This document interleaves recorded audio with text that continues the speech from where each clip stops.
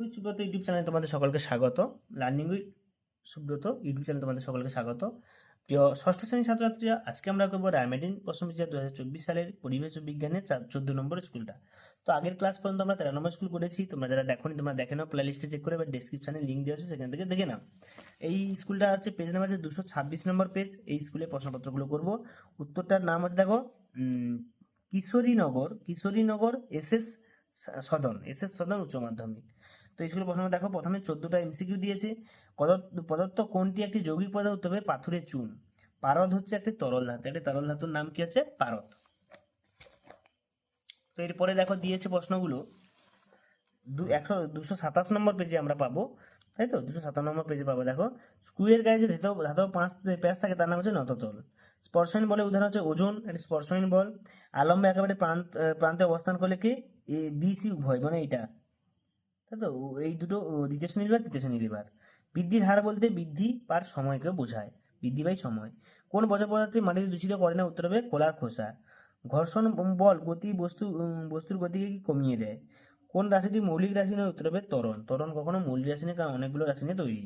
একটি ফানের উদাহরণ হচ্ছে ঢেঁকি শাক। কলেরা রোগের জীবাণু এক প্রকার হচ্ছে ব্যাকটেরিয়া। পুনর্ব্যবহারযোগ্য বজ্র পদার্থটি পুরনো লোহার রড। তিমি সাঁতার কাটা অঙ্গের নাম হচ্ছে ফ্লিপার। কোন বিজ্ঞানী মৌমাছি ভাষা আবিষ্কার করেন? বিজ্ঞানী কার্ল ফন ফ্রিস। উত্তর হবে কার্ল ফন ফ্রিস। তারপরে দেখো ড্যাশ প্রশ্ন দিয়েছে 7টা। প্রথম প্রশ্ন হচ্ছে ভূমি ও নতলম্ব কোন সভ্যতা কিভাবে সূক্ষ্ম কোণ হবে? ময়ূর হচ্ছে ড্যাশ শ্রেণীর খাদক। ময়ূর হচ্ছে সর্বোচ্চ শ্রেণীর খাদক। যেসব রাশি অন্য রাশির উপর নির্ভর করে না তাদের মৌলিক রাশি বলে। পিঁপড়েরা ড্যাশ পিঁপড়ে যুদ্ধে পটু। উত্তর হবে লাল পিঁপড়ে। ড্যাশ নামক এক ধরনের পাখি মাটিতে ডিম পাড়ে। উত্তর হবে হেরিঙ্গাল। অ্যামোনিয়ার সংকেত হচ্ছে কি? NH3। অ্যামোনিয়ার সংকেত কি? NH3। বাজার থেকে পাওয়া বজ্র পদার্থ হচ্ছে আনাজের খোসা। আমাদের শরীরে যেসব ছোট ছোট টুকরো কুটুরি ঘর দিয়ে তৈরি তাদেরকে বলে কোষ। এবার দেখো, এসিকিউ প্রশ্ন দিয়েছে 1 নম্বরে। তো 14টা দিয়েছে, সেগুলো আমরা দেখবো। প্রথমে দেখো, ফুলের মিষ্টি রসকে কি বলা হয়? না, নেকটার বলা হয়। ভাইরাস কাকে বলে? টেক্সট বই 143 নম্বর পেজে তোমরা পেয়ে যাবে। তারপর বলছে যন্ত্র কাকে বলে? এটা রামায়ণের সহায়িকায় 269 পেজে পাবে। তারপর হচ্ছে লোহার চিহ্ন কি? Fe। তারপর যোজ্যতা কাকে বলে? রামায়ণের সহায়িকায় 89 পেজে পাবে। এবং এসআইতে আয়তন একক হচ্ছে ঘনমিটার। দেখো, রাত্রি বেলায় বাঘ ভালো দেখতে পায় কেন?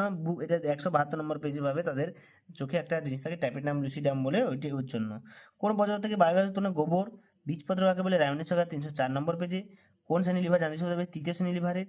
শক্তি নির্দেশন 178 পেজে। স্মৃতিশক্তি একেবারে 178 পেজে। ব্যাকটেরিয়া রাজ্যকে কি বলে? মনেরা বলা হয়। এরপর দেখো 2 নম্বরগুলো বলেছে অক্সিজেনের দুটি ব্যবহার 84 পেজে। মহাজাতীয় উদ্ভিদ বৈশিষ্ট্য 300 পেজে। আর গড় সৌরধন 148 পেজে। ঠিক আছে। ম্যাগনেসিয়াম বাতাসে বলে কি উৎপন্ন যোগ্য সংখ্যা? এটা হচ্ছে 86 নম্বর পেজে। পুলি বা কপিকল কি? 280 পেজে। তাই তো এটা সি হর্স বা মাসি হচ্ছে আচরণ, এটা ছায়া প্রকাশনী 298 পেজে পেয়ে যাবে। জৈবভূমি পদার্থ কাকে বলে? উদাহরণ এটা। এটা যাদের কাছে ছায়ার সহায়িকা নেই আমাকে কমেন্ট বক্সে লিখবে, আমি অবশ্যই সেগুলো তোমাদের দিয়ে দেবো PDF করে। খাদ্যস্থিত রাসায়নিক শক্তি কি কাকে বলে? এটা 161 পেজে।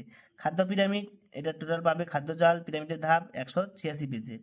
ফোড়ার পদ্ধতি 364 পেজে। ঠিক আছে, এটা 364 পেয়ে যাবে। আর্থপোডা পর্বের বৈশিষ্ট্য, এটা 297 পেজে পাবে। দ্বিতীয় শ্রেণী লিভার 281 নম্বর পেজে পাবে। মশার জীবনচক্র হচ্ছে 337 নম্বর, 335। আর চাষি পিঁপড়ে হচ্ছে 337 নম্বর পেজে তোমরা প্রত্যেকে পেয়ে যাবে। তো এরপরে দেখো, আমরা পরের পেজটাই আলোচনা করব। পরের পেজে যে প্রশ্ন আছে 228 নম্বর পেজে, জলকে যৌগিক পদার্থ বলা গেলে পরীক্ষায় একটা 86 পেজে পাবে রাইমের সহায়িকা। অনুপরিমাপের গুরুত্ব কি? তাই তো, অনুপরিমাপের গুরুত্ব কি অনুমান করে উদাহরণ দেয় 149 পেজে পাবে। একটি মোমবাতি জ্বালিয়ে একটি কাঁচের গ্লাসে ঢাকা হলো, কি করবে? রাসায়নিক প্রমাণ, এটা 86 পেজে। আর বিদ্যুৎ গুল্ম 304 পেজে। যোগ কোন পর্বে প্রমাণ হবে? অ্যানিলিয়া পর্বে অন্তর্ভুক্ত। তো আজকে এই পর্যন্ত। তোমাদের দেখা হচ্ছে পরের ভিডিওতে। 15 নম্বর স্কুলটা নিয়ে আলোচনা করবো, কৃষ্ণনগর গভর্নমেন্ট হাই স্কুল। তো যারা চ্যানেল নতুন অবশ্যই সাবস্ক্রাইব করবে, লাইক করবে, শেয়ার করবে বন্ধুদেরকে। এবং কোনো সমস্যা যদি থাকে কমেন্ট বক্সে তোমরা লিখবে। সকলকে ধন্যবাদ। দেখা হচ্ছে পরের প্রশ্ন সেটে।